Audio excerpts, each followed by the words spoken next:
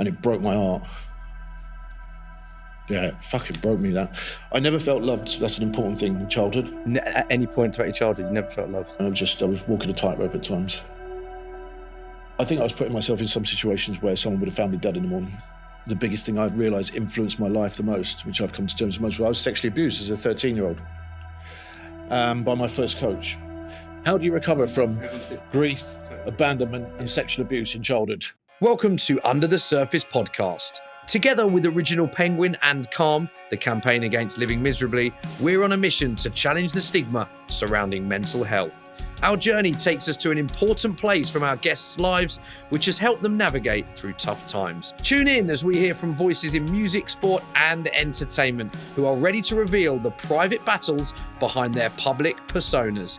Join us as we go under the surface. This podcast contains references to suicide and issues which some people may find distressing. Search Campaign Against Living Miserably for support and advice. Welcome back to Series 4 of Under the Surface. Now, you might spot a change. Yes, we are on the road for this series, meeting guests in locations linked to their story. Make sure you check out the Original Penguin YouTube channel for the video. Absolutely honoured to say, joining me on the podcast today, a man who won 9 world titles, 8 Olympic medals, including 5 golds. He is a Tour de France winner, the only rider ever, incidentally, to have won world and Olympic medals on both the track and the road. One of the heroes of the London 2012 Olympics is, of course, Sir Bradley Wiggins. Hello. Bradley, thank you for coming on. How do I refer to you? Is it Sir? Is it Brad? What?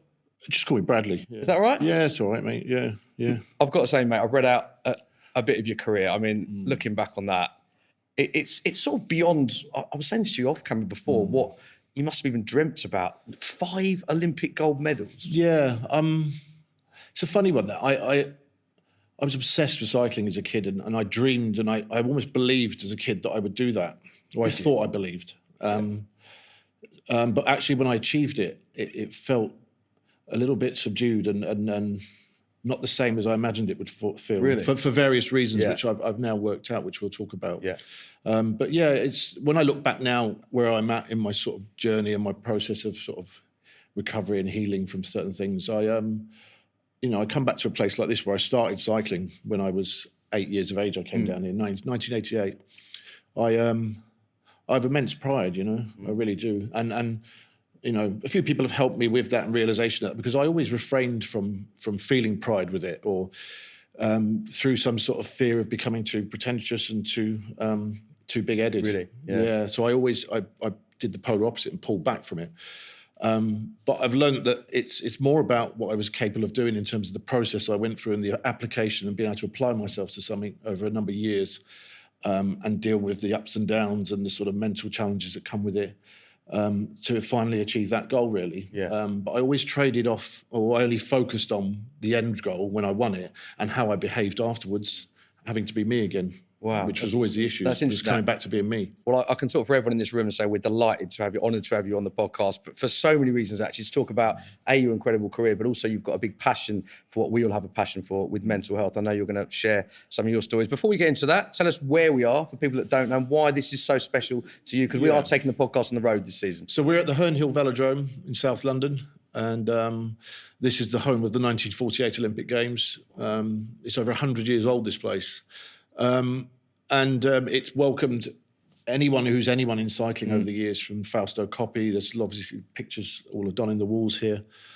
And it's been a very special place to me. I mean, obviously Kilburn's 6-7 miles from here. And this was my sanctuary as a child. This was a place I felt safe and comfortable, escaping the environment I was growing up in. And I'd come down here 4 or 5 times a week. Summer holidays, I'd be down here every day, just like this. I'd come in through the gates and just ride round on my own. Yeah. And I'd sit down, I'd have a packed lunch, and I'd have to go home at some point. And that was always, it was just, I realised just how, and so whenever I'm asked to do something like this, I've filmed quite a few things in here, I always say, let's go to Herne Hill, because it's like a comfort to me. Like a safe place. Yeah, and it always remains to this day to be, the lady that was here made me a nice cup of coffee and welcomed me back. Yeah. And it's just a lovely, lovely, lovely sort of childhood one of my only happy memories as a child was coming here, really. That's yeah. interesting. Yeah. There's some amazing photos of you on the wall. Some actually, I didn't recognise it was you because there's a very young Sir Bradley Wiggins in some of them. So it's it must be quite emotional coming back here then. Not really emotional, no. Just it's a place that I feel safe in. One of the gentlemen asked me if I knew where the changing rooms were. I mean, 35 years ago, I went downstairs to them change rooms, and it was just they were a lot different then. But as I say, it's like a second home, this place to me. And again, whenever I come here, I don't have any trouble getting in. You know, it's one of those. It's just very welcoming. It's a very welcoming place. Yeah, I can echo that. Actually, the hospitality's been great. Been looked after. Been asked by many people who want teas and coffees and stuff. So let's talk about your early days then, pre sort of cycling, because you mentioned there that you had quite a difficult upbringing. I'm right to say. I mean, So to go back to the start, I mean, I've only kind of getting to terms with a lot of these things the last few years as my decline happened and things, and I try and get to the bottom of it and try and figure out a lot of things. And I've been in the dark about a lot of things as well because of what I was told from my mother, which I found out isn't true, and various things. But to go back to the start, my father was a professional cyclist, Gary. He came from Australia, he came over in the 70s and was a very good cyclist, very talented, and worked his way through the ranks. But he met my mum when she was 17 at the Paddington Recreation Ground in West London. There used to be a velodrome similar to this there. And his career started taking off and we moved to Belgium. He was racing for a professional team in Belgium. And I came along, I was born in 1980. And then somewhere towards the end of late 1981, he left home and I never saw him again. And I never knew why, I never knew the exact date. Never knew the exact reasons why, but I never heard from him again for 17 years. So you were doing one at the time, or one or much, two? Yeah, I believe, one and a half. But my mother always informed me about my dad growing up. She glorified him in a cycling sense, and she glorified him as a human being as well, all his bad traits, because he wasn't the nicest person. So I grew up idolising this person who was in absence, who was my dad, who became my hero, and he still is to this day. That's the weird sort of contradiction. He's still my hero to this day on a bike. He's the reason I'm sat here today.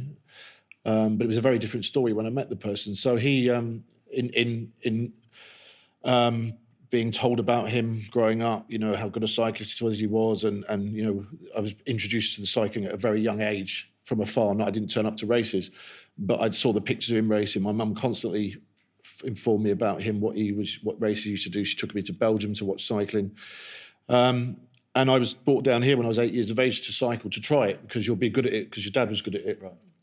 And that's a very important line, that you'll be good at it because your dad was good at it. And that line, I realise, has affected me the most in my adulthood. Really? Because that was where all my self-worth issues came from. Because me, the human, there was nothing about me. It was because your dad was good at this and you're going to be a good cyclist because of that. Right. And I realise now how much that's really affected, because that was a constant narrative. That you heard through a very young developmental age. Yeah, I just remember it now from a very, you're good job you're good at cycling if you're useless at anything else. Right. You got your dad to thank for that. And that was a constant narrative. So I grew up, not really having any sort of worth as a human being as me, Bradley. But as a cyclist, God, you're the best in the world because your dad was good and it's in your genes, So that was, it's just a funny thing. And my mother's flat is a shrine to me during my career. Really? Yeah. Just immensely proud of what you achieved. Well, I mean, I don't have a relationship with her now. She just, it's just funny. I realised that it was, when was I going to be enough as a person, really? And the day I retired, my mum hasn't spoken to me since. Your mum hasn't spoken to you since you retired from cycling? No. Why do you think that I don't know. I haven't really got to the bottom of that. But there's the dynamic with my father. So my father leaving, she then bred me to be a monster on the bike. Because my dad, when I finally met him, I met him again when I was 19, he never wanted me to be a professional cyclist. So I became this weird pawn in the dynamic in the relationship between my mum and my father, where she wanted to show him, you've left him, so I'm going to make your boy better than you ever was. And I was just bred to be, and it worked. That's a lot for you to take on that at a young age, though, isn't it? As you said, but I didn't realise I was taking it at a young age. I thought she was just doing her best for me. Yeah. But I'm again. This is all my observations. This isn't a hatred for my mother in any way or anything like that, or battering her. I can't have a conversation with her about it. She refuses to, so I don't know the timelines of all this. Yeah. I've had to go back in order to get through this. to working out my point of view and what do I know. It's not about the facts and I wish I'd known this, but one of the important things, obviously with this podcast is how have you come through these things, is understanding your first emotions in childhood. What's your overriding emotion of childhood? How did you feel? Did you feel loved? Did you feel things like that? Did you feel safe? And so that's where I've gone back to is my earliest emotions and earliest feelings in childhood. And I think that's been the biggest thing for me coming through all this is understanding how I felt, how certain events made me feel, how was I made to feel at certain times. And that's all you've got is how people made you feel throughout your childhood and throughout your life. And we're all products of our childhood.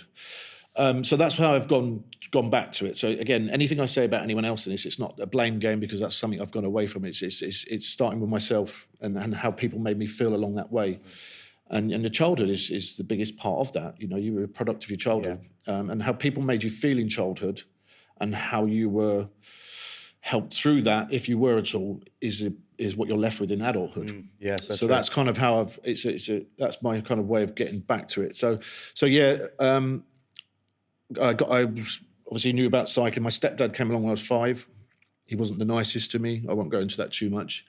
Violence had a lot to do with that. I became a scapegoat in the dynamic between my stepfather and my mother then, because my dad was a constant narrative. And I could understand how that must have felt. Tough on you then to be going through all this at such so young age. I received the blunt end of that in a violent way. As most kids did in the 80s, really? Around where I lived in the council estate, if they had a father in their life, most people got, it was more than a clip round the ear, it went too far sometimes.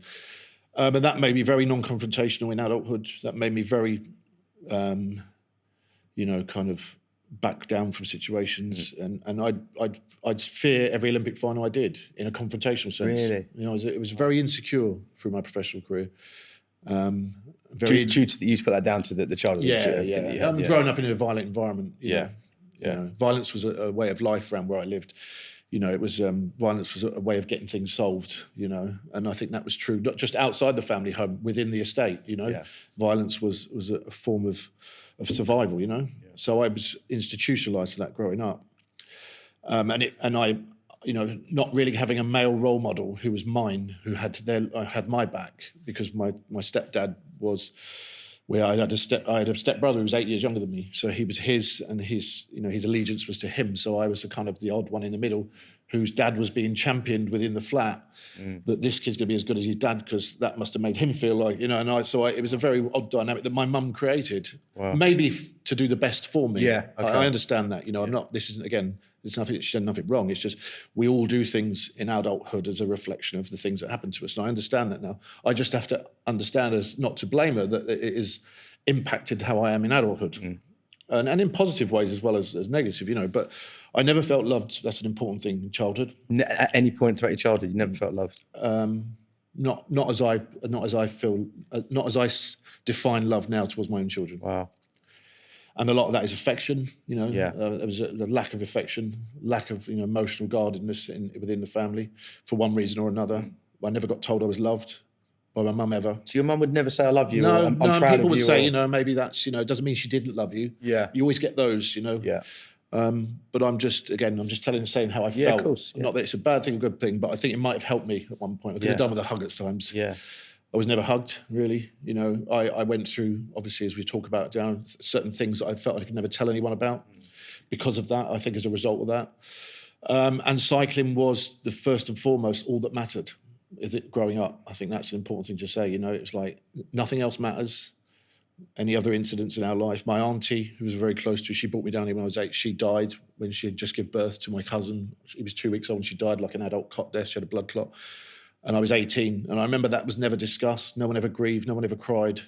And things like that, incidents like that, were swept under the carpet. And no one ever showed emotion within my family like that. And so I was brought up in an emotionless environment, really. And the only thing that ever raised a smile was when I went on a bike to other people. So I realised that cycling was a drive for me in a way that for 2 reasons. One, it was the closest I could get to having a dad in his absence, because as soon as I came down here in 1993, he'd been racing here before that. Right. And my dad was, feared and revered. sorry, he was feared and revered. He was a violent man. People were scared of him. They didn't really respect him, although he should have been respected as a bike rower. But people feared him because of his violence, and he punched a few people and things like that. So there was a fear about it in a sport that was pretty middle class then. Certainly in this area, they feared this sort of tough outback Australian coming down who was built like a brick shit house. And so when I came down at 13, I'd been told about my dad, and it was like, God, this is Wiggins' boy. Right. And that's what I walked in this straight place. away. As soon as I walked up them steps in through the stands, like, that's Wiggins' boy. Yeah. It was like having Ronnie Craig's dad. Really? Yeah. How did that make you feel at the time? Great. Yeah. It was like having the strength of a present father in his absence. Right. Okay. And that only amplified him being more my hero. It's like, God. Because it goes back to what you said earlier. So he was your hero, but one that wasn't around. And the commentator would say, this is Gary Wiggins' boy. I'm 13. And it was all that. But that only added to, well, what am I then? Because this is all because I'm Gary's boy. Yeah. Understand? And that's what I had. And it's funny, isn't it? Yeah, it's like, all this has only really made sense to me in the last year. I'm not saying it's impacted me, and I would say in a negative way, because and I have the right to say that now because I've my own son who's 19 now, and I know how I want to make him feel and what I feel is an expression of love and affection. So yeah, these things all impacted me, whether for the better or not. They certainly aided me in some areas, but I did have a drive as a kid for cycling, and that was informed by the dynamic with my dad and his absence, the constant narrative in the household and my mother. But it was never mentioned about him as a human being, only, that he punched people and it was funny. Right. So it was glorified, his bad side. And so I kind of, that gave me strength when I was at a cycle race, but I got the receiving end from my stepdad from it as well. So though, but all of that, I think, led to me being the most comfortable and happiest when I was on the bike. Right. So I did more of the bike. It was my escapism. It was the only thing I really knew because I'd been brainwashed from a young age. And it was the closest. And through all that, I have to say, childhood, my eyes, because he was my hero, I just wanted to emulate my dad and get to the same level and ride some of the same races, but never want to be better than him. Really? And I felt like I was standing on his shoulders, and I just wanted to, because if he was out there and I did ever meet him one day, I wanted him to make him proud that I did what my dad did. Wow. Yeah, it's interesting. I realise that now. So I never really loved cycling. So it wasn't the sport that you loved and idolised and I just became obsessed with it because it gave you an escape, effectively. It was the closest I could get to my dad. Right. I can't articulate it fully, but so then I started performing well. I went to the Commonwealth Games when I was a junior. I was world champion as a junior, and my name started getting around the world. And he read my name in an Australian magazine. He was in Australia in 1997. There was a B. Wiggins in the results. So he rang my nan's phone number. My nan still had the same landline. We didn't have a phone. And he said, I've seen Brad's name. And she said, God, I didn't expect to hear from you again. It'd been 16 years to that point. My mum told me that he'd rang, and she said, why don't you ring him? And at that point, it was just ring him and tell him that you're a cyclist and all that. It was not like... Right. What's my boy look like or anything. Yeah. It was all cycling. Cycling because he hadn't seen you for 16 years. Cycling came first of everything, and I think that's why my mum put me on the phone to him that day. Because I've tossed and turned as to whether I wish I'd ever spoke to him again because of what happened afterwards. But I did speak to him because I wanted to tell my dad, look, I'm doing what you're doing. I'm going to be doing the races you're doing. I'm going to the World Championships next year, and finally meet this guy. And then I had a telephone conversation with him, and it was great. He cried on the other end. He said, I wish I'd never left. And so I didn't cry. When I look back now, no one supported me through that, ringing my dad when I was 17. Yeah. My mum was in the other room listening, but when I come off the phone, she went back to work and laughed it off. No one gave me a hug afterwards, so that must have been bloody hard for you speaking to your dad at 16. I was just literally about to say no one ever did. No, it was left. It was never discussed again. So you hadn't seen him for 16 years? So my dad would ring up then because he had the number of our number by then. Yeah. And I'd speak to him. I'd just talk about cycling for 2 years, once every 2 weeks or something. Wow.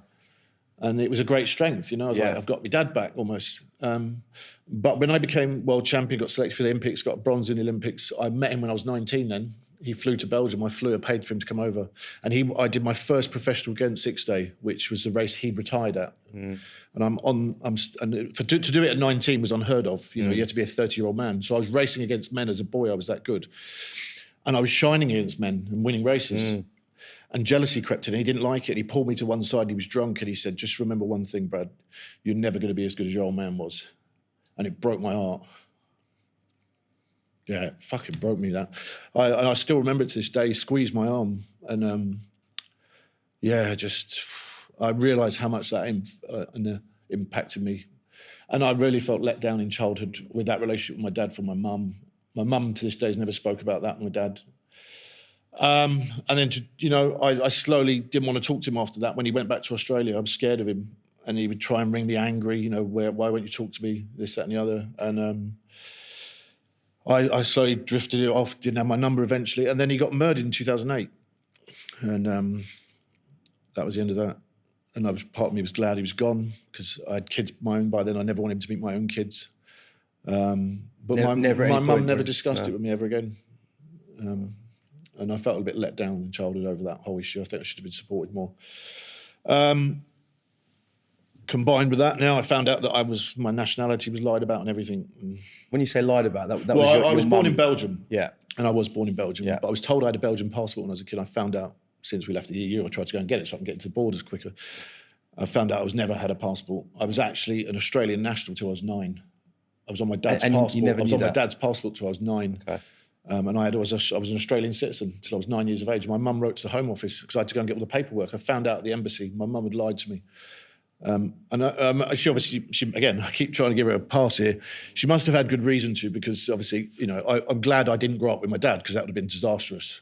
Like, she, did the right thing. But obviously, when he left, he could have took me with him because I'm on his passport as a baby. So she had to write to the Home Office and have my citizenship changed and get special sort of dispensation, whatever it was. So I've got all the letters, and my citizenship was changed by the Secretary of State in 1989. And he could have come along at any point, and I could have been, taken out of the country and into his hands in Australia. And I guess my mum was terrified of that, Yeah. So she probably didn't tell me for those reasons. But yeah, at some point you've got to have that conversation with your kids. And I found out for myself anyway. So it's funny. Again, I'm sure she had good reasons for doing lots of things in my childhood, protecting me from my dad, because I realised he wasn't a nice person. But I think it's, again, no one does anything intentionally, it's just, but I do realise that certain things probably could have been handled better in hindsight, because they've had an impact on me. And a lot of it was, I think I lacked support in lots of areas. So that's just the issue in abandonment, the grief of my dad dying and meeting him again for the first time in my late teens. Yeah, I can sense by your body language how obviously difficult and challenging periods this were. And it sounds like in the last few years you've really started thinking back to those parts of your childhood. And I think the way that you're talking today is so honest and open, and I'm sure you're going to be helping a lot of people by sharing your stories. So thank you.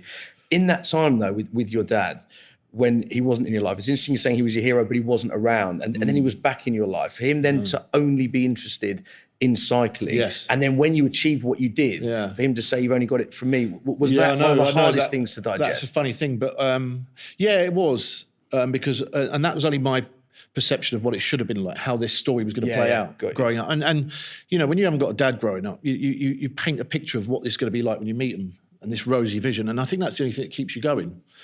So I realise all that. But again, I've come to terms with all that. Now, it sparks emotion and things like that when I talk about it, but it's not in a trauma sense anymore, or whatever it was, whether it was a trauma. It's just a heartbreaking, And I think the good thing now is that's informed. The most positive thing out of the whole thing with my childhood is that it's informed more than ever how I've been with my own children and the relationship I have with them, and that always, because I've almost done. Again, recognising my feelings in childhood, and I've been the polar opposite to that. Everything I wanted in childhood to be told, loved, hugged. I've done everything I wanted to be, and it's paid dividends for my own children. So it's a funny thing. I've become like your parents, become the opposite.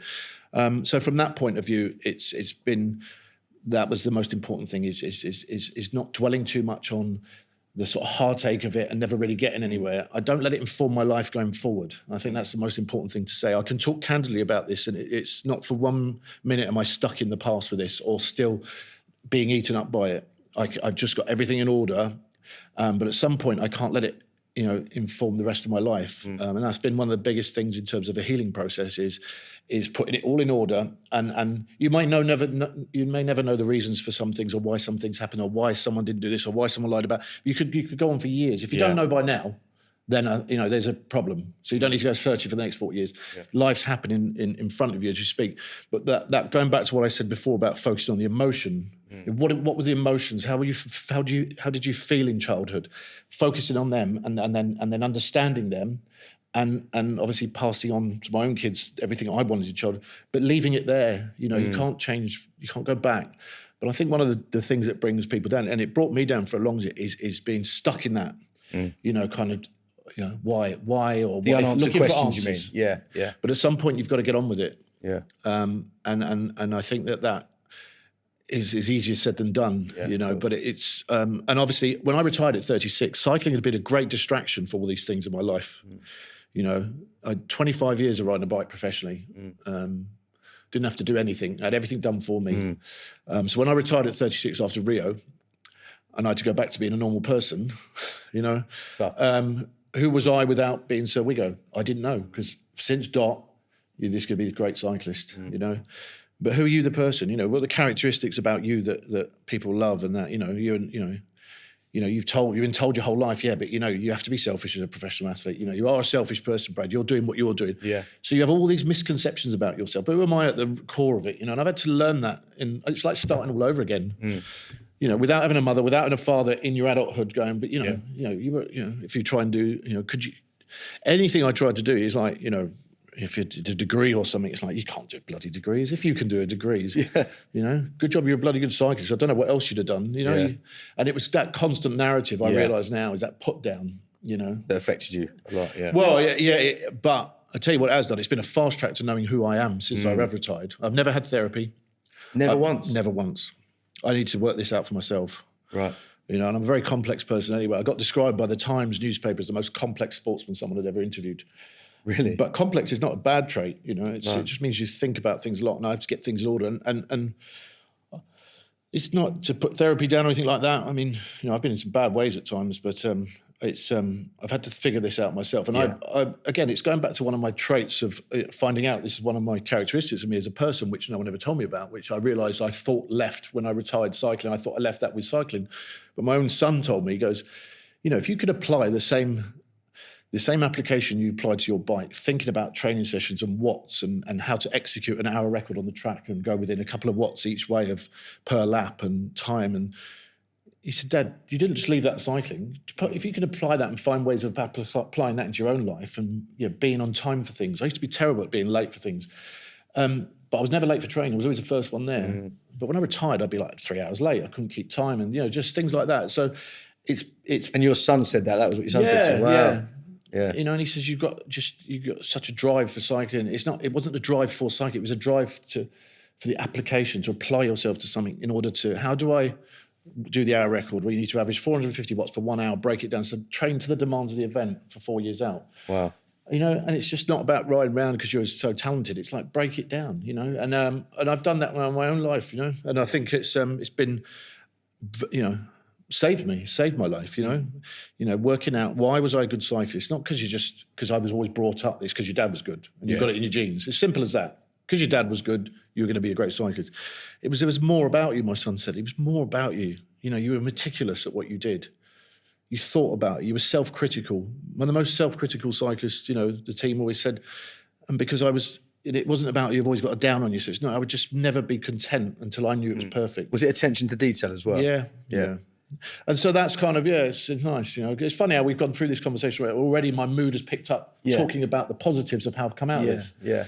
And that's the important thing to remember is I'm not at the end of the journey. I don't think you'll ever get away from it. But and that has been the danger in the past when I've done things. I thought, I'm there now. I can talk about these things. But I wasn't. So you've done chats before where it's felt quite raw. Yeah. I did a chat in this very room for a film with John Dower that never got released because it follows me through my worst period. And we're talking about the stuff we'll talk about in a minute. And there was a clear difference. If we watched it today, how I am now talking about these things. And that's the biggest reason, example, when I look now, I realise how far on in this journey. I talked to you when I did the Fern Cotton podcast a year and a half ago. I realised when I look back at that now, I thought I was well down the journey of recovery, but I look back now and I realise, you were still in the middle of it. So it's a funny thing, really. And there's no textbook. It's like, how do you recover from Everyone's different. Grief, abandonment, and sexual abuse in childhood? Is the textbook right? You've got a 3-year win. There is none, is it? It's a journey, and I think you only help people by, the likes of people I've discussed before that I listen to, the likes of Mike Tyson that went through very similar things for me. We talk about tubes and people like that have been through different addictions or have different traumas from childhood. You learn from listening to other people's journeys. Yeah, and, I totally agree. And I think that is, you take, there is no textbook to it. And that's why I agreed to come on this podcast today, because I think what you're doing is amazing. No, thank you. And firstly, great to hear that you're further along that journey. Like you say, it is a journey. I've had battles myself, and I think that's a perfect word to describe it. Some people say, oh, you mental health's good today.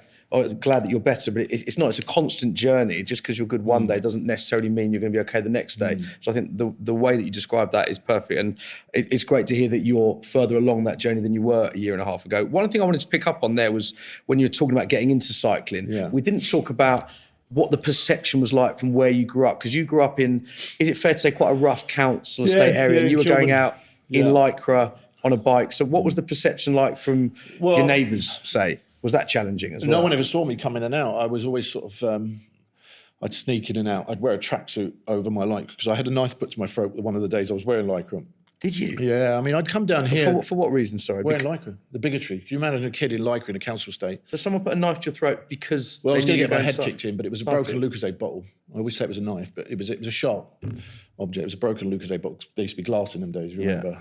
Held together by the sort of cellophane wrapping when you did break them. Yeah. And it's funny, for all the knife crime problems at the moment, knives weren't that prevalent then within, because just across the road from where I lived, literally 10 yards away, was where Philip Lawrence got stabbed, the head teacher, by a knife. And that was one of the first incidents I remember as a knife. I was 15 and I was sort of there, and I realised that didn't have any effect on me at that time. So, sorry, you witnessed that? Yeah. Right. What age were you been? 15. Yeah, he was the head teacher, got stabbed by a Somalian triad. And I remember it not really registering at the time until I got older. My own kids were a lot older. And it was one of the first knife incidents where someone actually lost their life in that area. And now it's very prevalent and happens a lot. But other than that, it was bottles and smashed bottles. I think no one really carried knives as like it is today. But so yeah, that was all contributed to the minute. And it was big, again, that goes back to the dynamic of my father and the constant being told about. I saw a life out there, and I was told, this is a positive, I suppose, my mum fed me, is that there was another life out there that I could aspire to do, and I'm going to be good at it because I've been told I would be good at it because my dad was good at it. And most kids where I grew up, there was no aspiration. Their dads were either on the dole, postman, milkman, not that there's any problem with those jobs, but no one ever became anything bigger than that. And our school was, the teachers had almost given up. No one was very aspirational. And, this is toward the late 80s into the 90s when, we're coming off a Tory government and things like that, and poll tax riots. And, it was all a very, very, it was violent times, and unhappy times as well. The miners' strikes and all that up north. And it was so it sort of echoed and reflected in the rest of the country, really. So, I mean, I kind of, but this life, this is a bit I've sort of kind of pinched myself sometimes. So the kid came out of that environment, won the bloody Tour de France. Yeah. And there was a famous line that they graffitied on the local pub in Kilburn when I won the Tour. I said after the Tour, kids from Kilburn aren't supposed to win the Tour de France. And it was so true. And that was me, again, deflecting from, I was supposed to win the Tour because I'm Bradley Wiggins and I've got a lot about me. Yeah. It was like, no, you're only good at it because your dad, don't forget that. Yeah. And other than that, you lot are just scum from Kilburn. No one's ever going to amount to be anything. Yeah. So kids from Kilburn aren't supposed to win the Tour. So I don't know how this has happened. And it reminded me of that meme with Eddie Hearns where he go, how'd you fluke that one then? Yeah, I know the meme you mean. And I always think of that because it was like, I know the exact meme. That is exactly how I felt. If someone had said to me, how'd you fluke that one? I was like, don't know. So it displayed, how I was after I won the Tour. Sideburns, because I was nothing about me. So you might as well play this character now. Wow. Yeah. Wow. And I played a character of something I perceived as cool. Wow. To hide under this veil of something I perceived as cool so no one could threaten me. Yeah. Because it was cool enough and you've got the status now. Yeah. but don't show them who you are, Brad, because nothing about you. And that was where my self-worth was, the lack of. So how does a kid from Kilburn, from a council estate, who was told not to get into cycling, go on to win the Tour de France then? Well, for all the reasons I've done that and told you, really. It was, I realised I had a God-given talent of some sort, but I also worked extremely hard. Yeah. And I had a selfless ability to apply myself to something. I would train on my own all the time. I was very, very driven. And I realised, I was incredibly, not genetically, I wasn't like I had this amazing numbers compared to everyone else, but I had an acute eye for detail, and I had a great understanding of what makes a bike go fast over a flat piece of road or on the track, which is why I was good on the track. We measured power in watts in. We measure the turning of the crank with it displays a power. Right. So, everything's done in power. It used to be heart rates, So, 450 watts is if for 450 watts for 70 kilograms, you're going to be able to climb this climb at a certain time, which makes you first in the Tour de France. On the track, if you can average 450 watts around a track for 1 hour, you're going to break the world hour record. So it's very quantifiable. Yeah. So I focused on that, and that's why I was good at time trials and things like that. And but some people would get on a watt bike, say, and try and hold 300 watts. There'd be 320, but I could stay within 1 watt. So I had an amazing understanding of how the pedal stroke works. Yeah.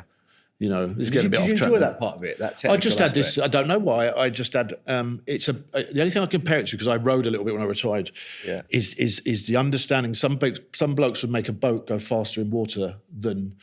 And they couldn't understand why. Most famously, Redgrove's boat, when they put Tim Foster in, the boat, he was 10, 20 kilos lighter than Pinsent and the like. Yeah. But the boat would just move fast, and they couldn't understand why, because he would be 20 seconds slower on the machine than everyone else. And they couldn't work it out. But it was a very similar thing. The finesse of putting the oar in the water and making that boat move. He just had a fine, acute understanding of it.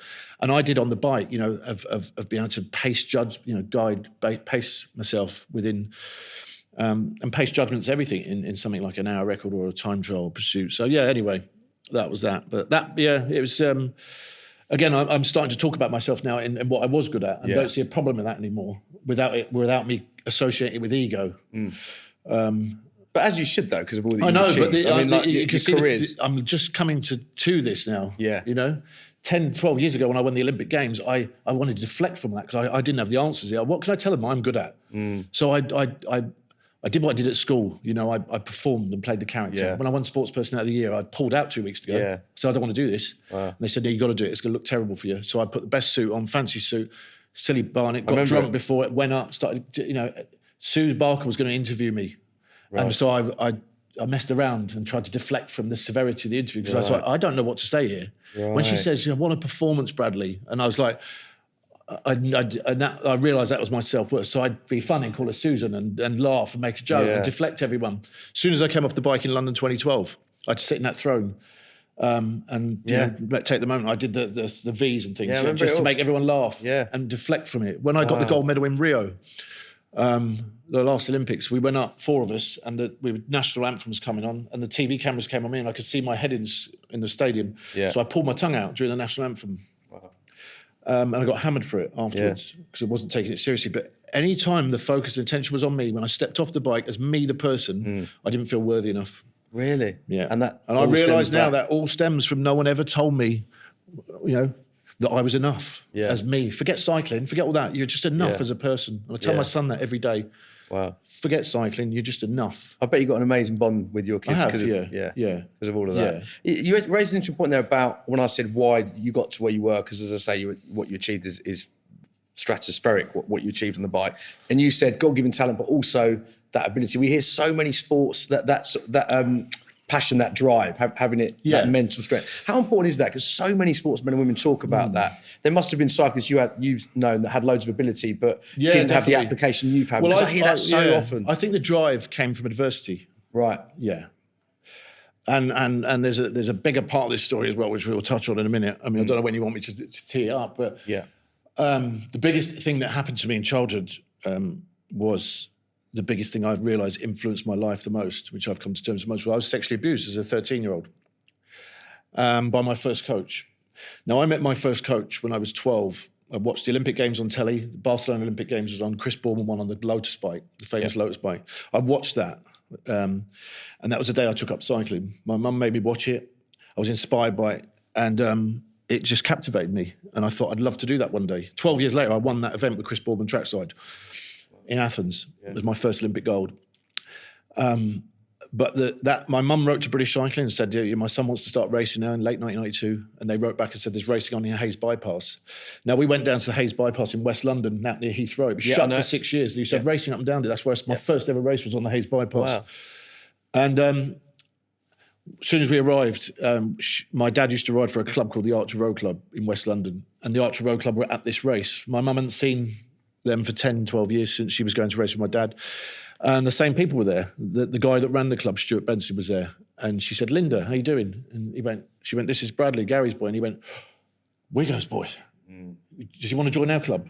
So straight away, that was it, and I was introduced to a guy that night who was the club coach. So I joined the club that night. But no one asked me if I wanted to. And they said, this guy's the coach. He's going to look after you. We've got 2 or 3 other 12-year-olds in the club, and he will look after you. He was 72-year-old, ex-military policeman. And he felt my pulse. He had this thing about feeling kids' pulses, and he felt my pulse. The strength of my pulse, he said he never felt anything like it. I realised a lot of this was through the manipulation. But he said I was going to be the greatest cyclist this country's ever produced.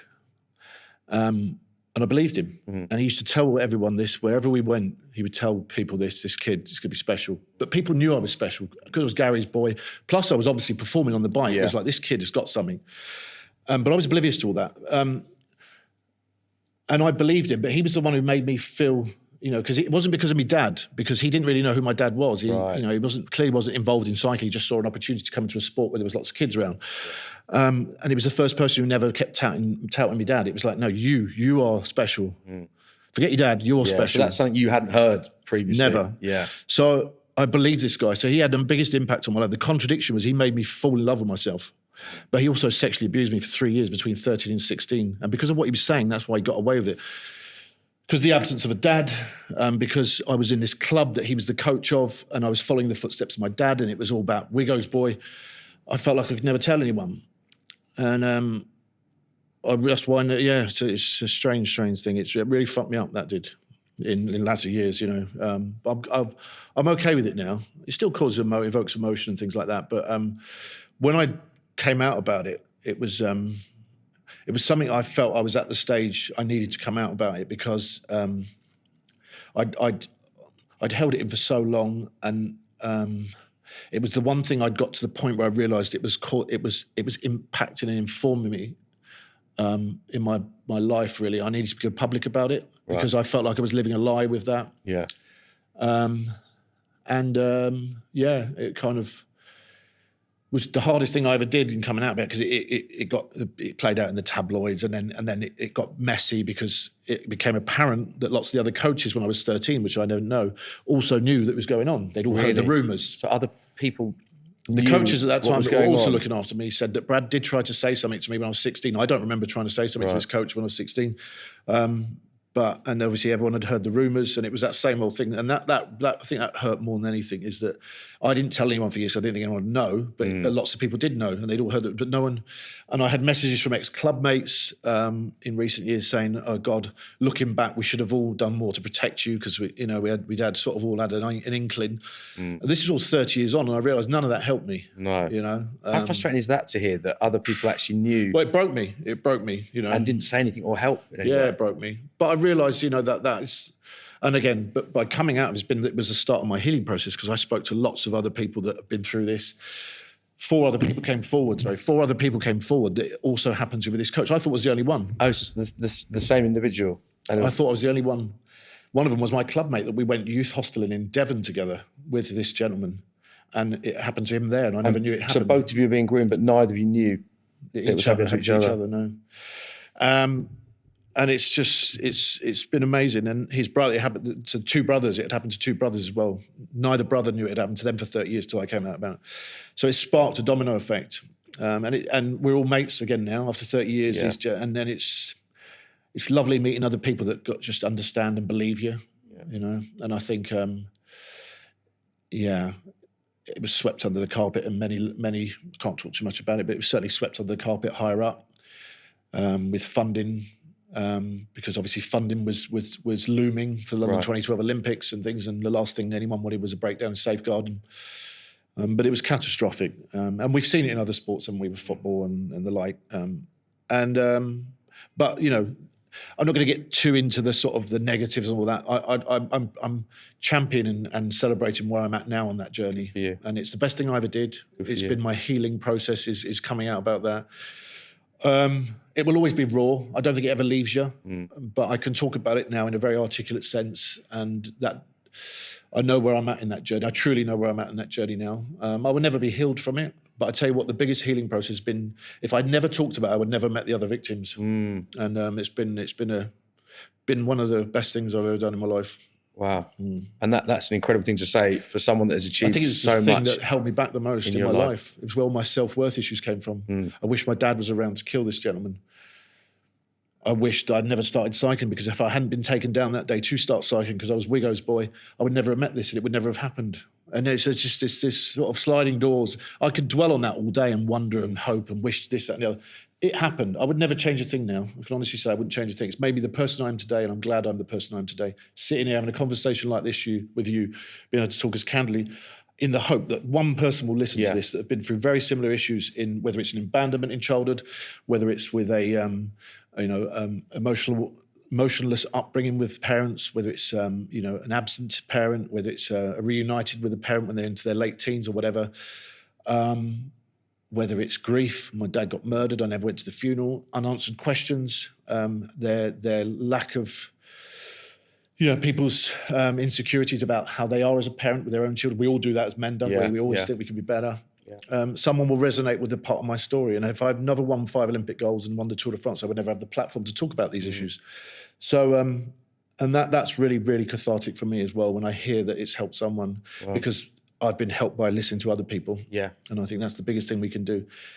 I have no doubt that you sharing your story would have helped so many. So again, thank you for being so honest and open about that. Well, the one question I wanted to ask you is what made you want to talk out and tell your story about the grooming? Because we cover so many deep and personal topics on this podcast. We haven't ever covered this particular topic, and I can only imagine how difficult that is to actually come out. But I also imagine by coming out and telling your story about the grooming, that would help so many people. So how difficult was that, and what was the reason behind that? I didn't even plan to. I went to do an interview with Alistair Campbell for Men's Health. Yeah, saw it. And I knew I'd been struggling with mental health at that point. I hadn't talked about it.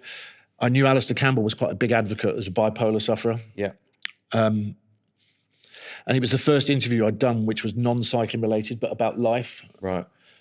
Alistair Campbell, for whatever people think of him in certain other areas or other genres or topics that you talk about, probably will have their criticisms of him or whatever.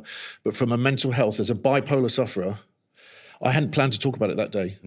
But I felt safe in the company of someone who knew what it was like to suffer. And I emptied my heart to him. And I think, had it been anyone else, I probably wouldn't have talked about it that day. And that was the catalyst for me becoming to where I am today. So it's funny, as I just said before there, it's been feeling in an environment where you feel safe, believed and understood by someone who also has been through that journey, which I think is what the benefit of podcasts like this are. And it's once I opened up once, I wanted to shout from the rooftops. Did you? Yeah. And I remember speaking to Alistair afterwards, and I said, "Can we take that line out? I don't really want that in." He goes, "Look, Brad," he says, "I think that is the bravest thing anyone's ever done. I've interviewed. I would leave that in." So it's funny, I'd agree. And having his backing of that. And it's funny, isn't it? It sparked a domino. Had I not come out about that, had I not done that interview, maybe I wouldn't be here today. Really? I don't know. I was bad. I was getting. I wasn't suicidal. I wouldn't have killed myself, but I think I was putting myself in some situations where someone would have found me dead in the morning, and it would have been it wouldn't have been purposefully. I wouldn't have done it on purpose. It was, I was walking a tightrope at times. I think that's it's incredibly moving hearing that. Is that a big message you want to say to people that talking helps so much? I don't really have a message. If people are going through something similar, though, that's helped you by talking. I can't sit here high and mighty enough to say that this is the message I want to portray. This is my story, and every story is different. I don't have a message. I think there's that's my story, and that's where I'm at. And I think people would take their own information and messages out of that. But I can't summarize it with a message for someone, because sometimes talking isn't, I mean, I can only talk from my experience. But I think there's enough there, and I'm clearly I believe I'm well along the journey of healing, and I can articulate, and I can piece things together. There's enough messages in there, really, but I can't summarize it. I don't think mental health is as definable as that in a short message. But it's maybe talk. You've got to feel safe. You've got to feel trusted. You've got to feel. And not everyone has had the platform I've had where they can talk to people. Some people lock themselves away. So I'm talking from a very different platform to everyone else.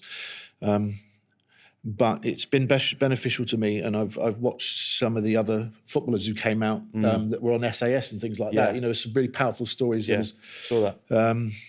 The gentleman who used to play for Newcastle who came out, didn't he, on the SAS thing? Kieran Dyer. Yeah, Kieran Dyer, bless him. That was powerful. And I lovely guy as well.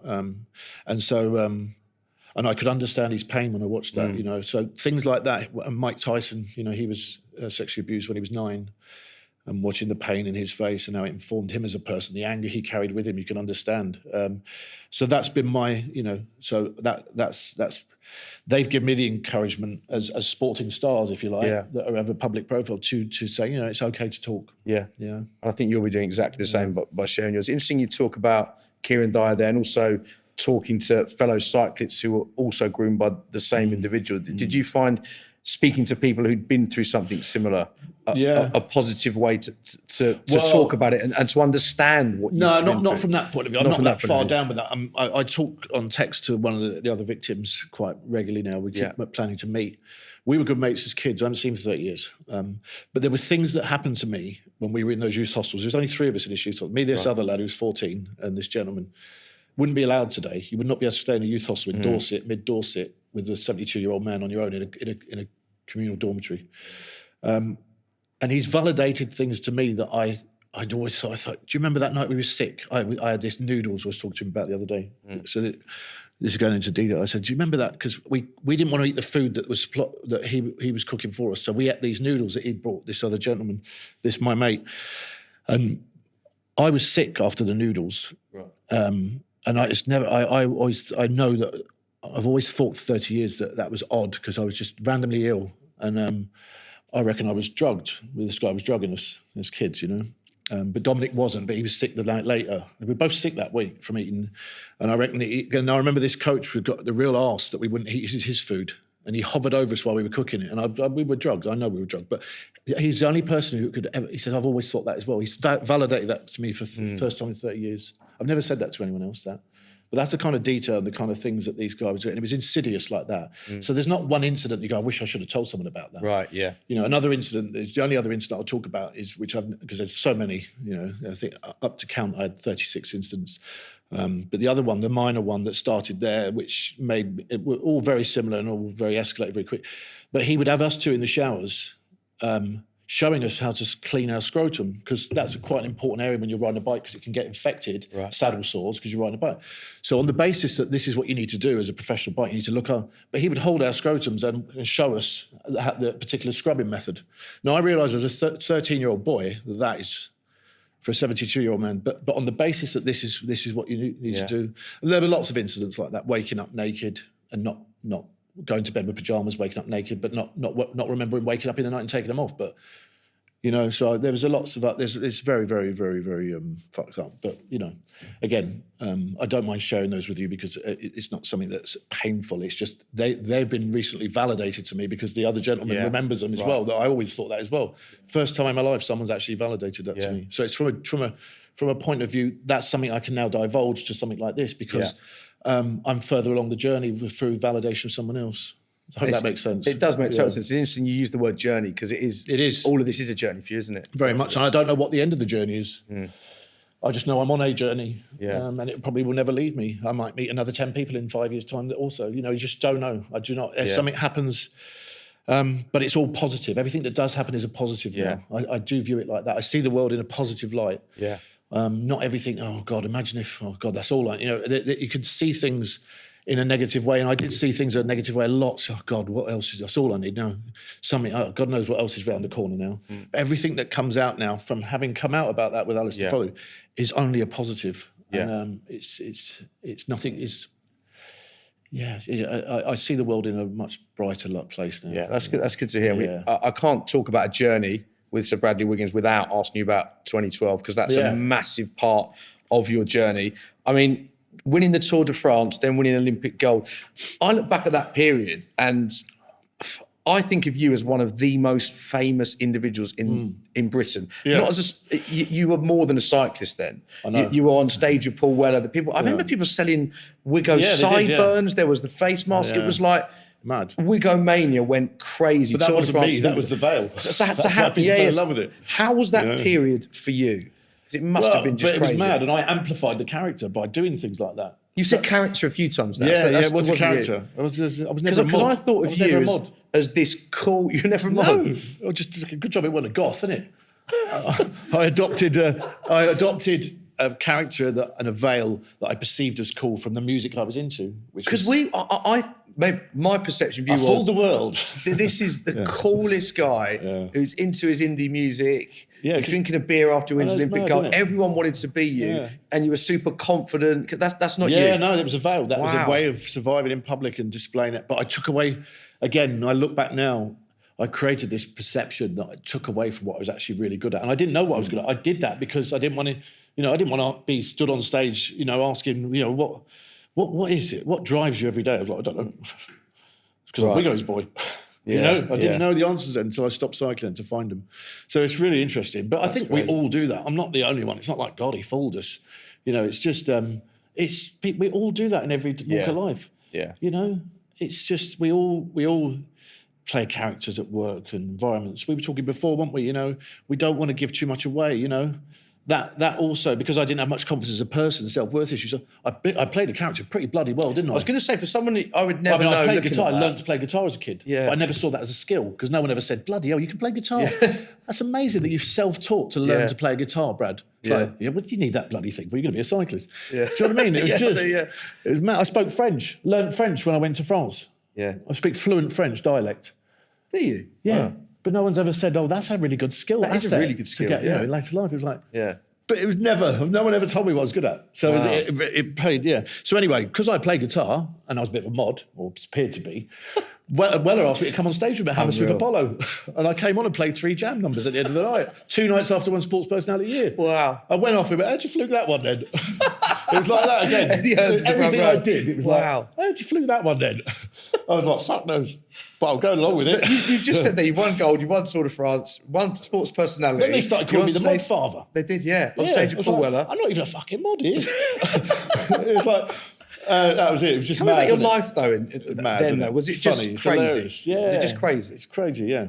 Did you enjoy it? So I'm guessing you didn't enjoy the celebrity part of it. I don't know. I mean, because you were. I went along with it, but I think there come a point where it was like, this isn't what it's saying. I've got to get back to riding a bike here. I'm coming out the Groucho with Miles Kane and things like that. And, like I'm in the papers with Miles Kane with all my rock and roll friends. Well, I sat having dinner with Peter Blake and Miles Kane. And Weller wants to be a new Glastonbury. I've got a Sky Cam next week. I better get back on my bike. Yeah, it's funny, isn't it? Incredible. Yeah, but it's great. I mean, I look back and laugh now because I think lots of people are like that. I just think my life's been documented, so I've been able to, been able to kind of go back and look at all this stuff. I watch myself in interviews now. I see how I speak differently. I speak with confidence. I speak a lot. People say you're a lot taller than I thought. It's like because I stand up tall now because I was being constantly hit around the head as a kid, so I had a stoop. Very, very lots of these things carry in. So it's just I'm really happy with who I am in my own skin at the moment, and. I'm looking forward to the rest of my life. And from a professional standpoint, we're talking about the celebrity aspect, but in terms of what you achieved, going back to that kid from a council estate in or walking down to this very velodrome. I know. But I said to you then, you'd go on to win 5 Olympic gold medals. I probably would have believed you. Tour de France. You would have. Yeah, because you're Wiggo's boy. That's what you're going to do. Wow. But don't be better than him because he won't like it. Wow. That sort of thing is funny, isn't it? Yeah, but I'd have only believed you because I was told that you are going to do that. Not because you're just an amazing physical talent. But you must have had immense pride, when that 2012 happened, in terms of a sporting achievement, to win the Tour de France, and then was it 10 days, 2 weeks later, win Olympic gold from an athlete's perspective? Yeah, amazing. It was incredible. Because you're very honest. You're very, the way that you look at life, obviously with everything you've been through, you're very honest, but people must say to you that is, you are one of the greatest British sports individuals that we've ever produced. Yeah, I don't know. You must see that. Do you see that? Observationally, I probably do. But I would say now, the sporting side of it alone, with no other context, on paper as it looks, one of. Yeah. But I'd like to think now, with what I'm talking about and what I'm doing now, and the context added to that, that it's actually, it's made people feel that they could also do it, and that, there's many other kids in many different environments and walks of life that have got a talent for something. Yeah. And I'm not really any different to them. Yeah. I wouldn't want to be cast aside, because the problem is when you're one of our greatest ever, people look at you and go, I could never do that. Right. Yeah, and there's a vast void between you. But I like to think now, what I talk about and the honesty, I don't play a front anymore. No. And I'm one of probably 100 kids in my estate that could have been super talented at something. We just don't get to tap into that because of the environment they grew up in. Yeah. So I'd like to think from that point of view now. I'm like, some, as we spoke about before, maybe someone who's people can resonate with a lot more because, I think probably because I've never thought a lot of myself, if you like, even though I displayed a different side.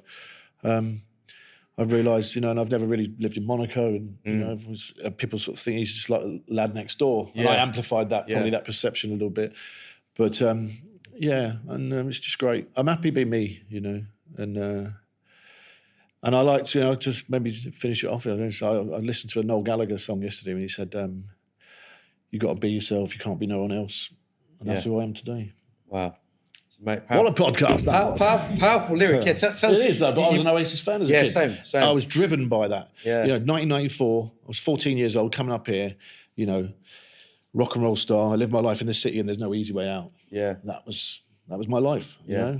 It's a powerful message, that. And one which is why they appealed to so many people. Yeah. Because they resonated with people living on their asses, if you like, And I certainly think that with you is that you are so down to earth for someone that has achieved. You're supposed to be, though. So much. I know. You're supposed to be. It's like when people go, "You're such an honest person." You're supposed to be. Yeah, you are. Yeah, but you're supposed to be. But I imagine not everyone is what I'm saying. Without. Yeah, it's like people that say, "Can I be honest with you?" Anyone who says that to you when they're open conversations, probably because they lie a lot. But it's true. I'd never thought of that. Yeah. Can I be honest with you? Well, don't lie to me. Someone said that to me recently, and it was about a bill I had to pay. I realised they're probably. No, but I'm going to be really honest with you. Yeah. Well, I expect you to be. Yeah. But it's funny. It's a subconscious saying people say. I've learned that as well. The last person that said that to me was someone quoting me for car insurance. Well, somebody says honestly all the time. Like, honestly, right? Honestly, I wouldn't lie to you, right? You Really are a good. great guy. I would not lie to you. That means you would lie. Yeah. And you're validating now that you do lie quite a lot and that you're not going to lie on this occasion. Wow. I think that's a really really interesting point. Tell us about what you're doing now then, because we've spoken about your careers, that you've been very honest about the highs and the lows and been honest about your life, but you've got a fascinating journey that you're going on now, not just with cycling with your son, but also with mental health. So can you just talk about that? I do theatre tours around the country, and I started by doing one, then we did a block of 5, then we did a block of 10, we just finished 30, and then there's another block. I mean, there's a massive demand for it. I've been selling out 600-700 seats or theatres around the country, and the demographic, the people that come to my show are men of my age that were inspired by 2012, and the amount of people that come on, "You saved my life, Bradley, you changed, I got on a bike because of you." And it's difficult to be a man in their 40s nowadays, as we, and I think people, there's a continued inspiration that people coming to listen to me talk, being this person now, as it were. Not that I think I'm anything special, just that I realise that, there's a continuation. If I was a role model for some people back then or a hero to them, I've become in a different sense now. And that's that engaging with people and being approachable. And but it's very difficult. If people come up to me and say I've saved their life and they just want to thank me. Did you get that a lot? Yeah. And can I ask, when they say that, are they talking about it from they've got into cycling they perspective? were in a particularly, it always goes back to 2012, and they were in a particularly bad moment in their life where they watched that Tour de France, watched me do that it made them feel good about themselves somehow. And that's the message I get a lot. That's powerful. I don't know why that was, why it was something, I don't know what. And as part of these theatre tours, do you talk about some of the deeper issues that you've shared on this podcast as well? And do you get a lot of feedback with regards to that? Do you? Massively, yeah. And it's hard at first. I used to cry when I come off stage, but I've learned to channel it in the right way now. I used to drink before I went on stage to take, give myself a bit of a Dutch courage, but I don't anymore. So it's been a cathartic, that's been as much. It's been a healing journey from that point of view. That must give you, it's tough to say where you place your biggest achievements because you've done so much. But actually, when you're saying you're affecting people's lives, do you look at that on a par with actually winning gold medals and Tour de France when you're that talking did about as well. these So I issues? just think it's a continuation of that. Yeah, because that must give you so much satisfaction. That, not that I'm doing something that, it's not like that. And I'm always careful of championing myself like that. but you are. It's given people. me a fulfillment Yeah. that I never imagined I would have in this stage of my life from talking about the issues I did. I thought my fulfillment I gave to other people would always come from being satisfied at delivering something, whether that was being funny on stage or talking, but just the liberation and how liberating and it's been that I could just be myself for once in my life, like I am in this pod today. Yeah. I don't have to put a front on, I haven't got to be a character. That's been the most liberating thing for me, is just being able to be myself in the public eye. Yeah. And the biggest part of that, and the biggest thing that was holding me back, was what I spoke about with Alistair Campbell. Wow. It's incredibly powerful. You've not even got the sideburns. You haven't. I've just got the rest of it Just now. got the rest of it, yeah. And of course, we've got to talk about your son. Yeah. Because he's a pretty big deal. He's world champion, will be a pretty big deal. I mean, tell us how much pride you have in your son's cycling. I suppose it's a nice way to sort of complete the podcast, because we spoke about you and your relationship with your dad and the difficulties and the challenges, and now your son and your relationship with your son is very different. I don't really get involved in his cycling. You're not? No. I'm just his dad. For what reason, can I? Because I never wanted to be Sir Bradley Wiggins, because people say to me, you've got the best coach in the world. I'm not his coach, I'm his dad. Right. First and foremost, I want to be a parental role for him and be that father figure in his life that when if cycling ended for him tomorrow, don't worry, mate, come here, you've got your dad, we'll get through the rest of our life. But he's enough for me as an 18, 19-year-old boy. He surpasses me at 18 when I was 18 as a person. Really? He can go into any social circle and deliver and talk, and he's just a great guy, and he's just a very talented cyclist. But it's not about being better than me, because he gets that all the time. Of course, you think you'd be as good as your dad, and it's not about cycling. Yeah. It's not about cycling. He's ambitious, but he's going to have a dad in the stands that can win or lose. It's just his dad. I'm not Sir Wiggins in the stands, but I'm proud of him anyway. If he walked away from cycling tomorrow, I'm proud of him because he does enough as a person who he is. Do you know what I loved about that answer? He's enough as a person. I was never enough as a person. He is. Do you know what I loved about that answer was that I was talking about your son because I've heard how good he is as a cyclist, and you answered what he's like as a person before which brings a cyclist. Us full circle to what I was talking about. Which is full circle. Which is exactly what you didn't have as a child. You were always Wiggo's son. Exactly. Wiggo's son, the cyclist, not the person. And he surpasses me as an 18-year-old when I was 18 as a person. That's beautiful. And he is, as you said, a very talented cyclist. And I've got a 17-year-old daughter as well, and she's fantastic as well. And a 3-year-old. So, great. It's amazing. I think it's a perfect note to end it. Bradley, I just thank you lot as well for having me on here and being so great as a presenter as well, because it's things like this have really helped me on my journey, and having people that are really passionate to listen to my story and are not feeling judged talking about these issues. And it's not all the time, it's not for an answer back. People say, I'm so sorry that you've gone through all that. You've given me a really nice platform here to move one further step up the notch, up the ladder. So thank you guys. I appreciate that. And can I just say it's an absolute honour to have you on. From a sporting perspective, what you've achieved is incredible. More importantly, as a person, you're one of the most down-to-earth individuals I've ever met. And I think what you're doing in your journey now with mental health should be applauded as much, if not more so, to everything you've achieved in sport. And I wish you all the best for the future. Thank you very much. Thank you very much.